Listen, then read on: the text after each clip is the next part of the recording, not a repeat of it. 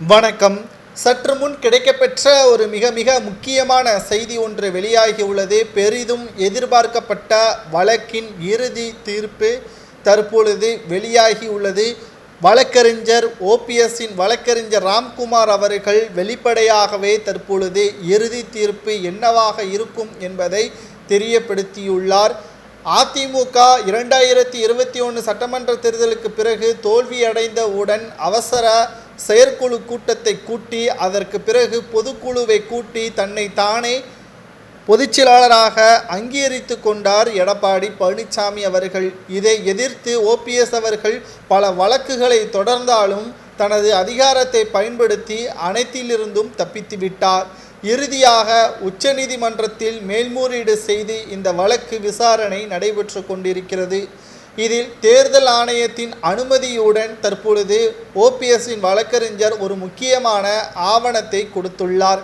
அதில் அதிமுகவின் உயர்பட்ச பதவி மறைந்த முதல்வர் ஜெயலலிதா அவர்களுக்கு பிறகு ஒருங்கிணைப்பாளர் பதவிதான் உச்சவரம்பு பதவி என்றும் அதற்கு பிறகு இணை ஒருங்கிணைப்பாளர் பதவிதான் சேர்க்கப்பட்டிருக்கிறது என்றும் பொதுச் செயலாளர் பதவியே இன்னும் அங்கீகரிக்கப்படவில்லை என்றும் தேர்தல் ஆணையம் தெரிவித்திருக்கிறது.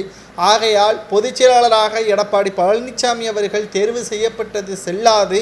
அதேபோல் தற்பொழுது அதிமுகவில் உயர் பதவியில் இருக்கக்கூடியவர் ஓ பன்னீர்செல்வம் அவர்கள் 2026 சட்டமன்ற தேர்தல் வரை அவர்தான் ஒருங்கிணைப்பாளர் என்பதையும் இந்த கடிதத்தின் மூலம் தேர்தல் ஆணையம் தெரியப்படுத்தியுள்ளது என்பதை ஓபிஎஸ்ஸின் வழக்கறிஞர் ராம்குமார் அவர்கள் கூறியுள்ளார்.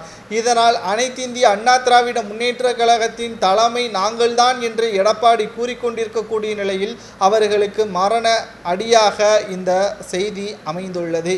மேலும் கொடநாடு வழக்கு, டெண்டர் ஊழல் முறைகேடு வழக்கு விசாரணை நடைபெற்று கொண்டிருக்கிறது. இந்த இரண்டு வழக்கிலும் எப்போ வேண்டுமானாலும் இவர்கள் கைது செய்யப்படலாம் என்ற தகவல்களையும் நம்மால் பார்க்க முடிகிறது. மறைந்த முதல்வர் ஜெயலலிதா அவர்கள் ஆட்சியின் பொழுது சிறைக்கு செல்லக்கூடிய நேரம் இருந்த பொழுது கூட ஓபிஎஸ் அவர்களை தான் தேர்வு செய்தார். நாணயமானவர், பண்பானவர், ஒழுக்கமானவர் என்றும் முத்திரை குத்தியிருந்தார் மறைந்த முதல்வர் ஜெயலலிதா அவர்கள். ஆனால் கூவத்தூரின் கூட்டத்தின் பொழுதுதான் சசிகலாவின் காலை வாரி விடுவார் ஓபிஎஸ் என்று பல பொய்களை சசிகலாவிடம் கூறி எடப்பாடியிடம் தன் வசப்படுத்தி அதிமுகவின் தலைமையையும் முதல்வர் பதவியையும் பறித்தார். ஆனால் உண்மையான சுயரூபம் சசிகலா அவர்கள் சிறைக்கு சென்ற பிறகுதான் தெரிய வந்தது. அதிமுகவை மீட்டெடுப்பதற்கு ஓபிஎஸ்ஸிற்கு ஆதரவாகவும் பக்கபலமாகவும் சசிகலா அவர்கள் தற்பொழுது இருக்கிறார். இந்த நீதிமன்றத்தின் இறுதி தீர்ப்பு இதுதான் என்றும் ஓபிஎஸ்ஸின் வழக்கறிஞர் கூறியிருப்பதை பற்றி கமெண்ட் வாயிலாக